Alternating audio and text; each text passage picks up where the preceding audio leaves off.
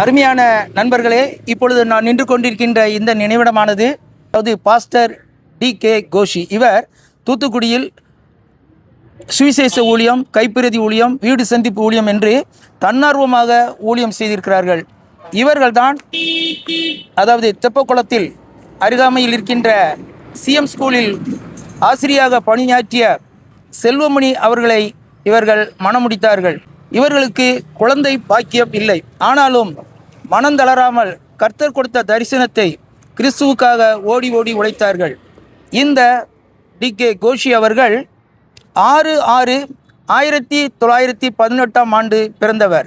இவர் கிறிஸ்துவுக்காக முழுமூச்சாக ஓடி ஓடி உழைத்த இந்த டி.கே. கோஷி அவர்கள் 23/5/1967 தனது 49வது வயதில் கர்த்தருக்குள் நித்திரை அடைந்தார். இவர் செய்த ஆத்மீக பணி இன்றும் நடைபெற்று கொண்டிருக்கின்றது. இவர் மூலமாக ரட்சிக்கப்பட்ட அநேகர் தூத்துக்குடி மட்டக்கடை ஏஜி சபையில் அங்கத்தினராக அவர்கள் அங்கே சேர்ந்தார்கள்.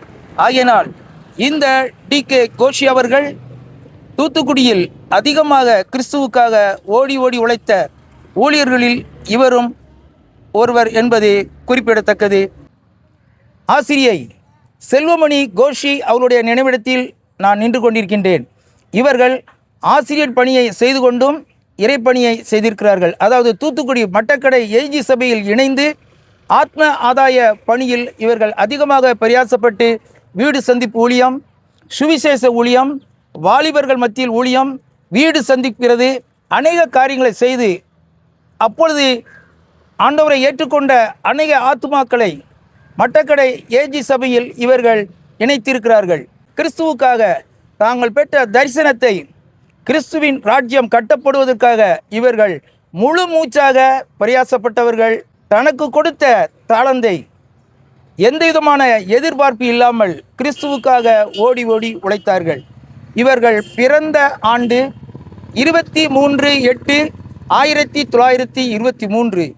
இவர்கள் மரணித்த ஆண்டு 31/8/2003 தனது 80வது வயதில் தன்னுடைய சகோதரியின் வீட்டுக்கு மலேசியாவுக்கு சென்று வரும்பொழுது விபத்துக்குள்ளாகி மரணமடைந்தார்கள் என்று தகவல்கள் அறியப்பட்டது.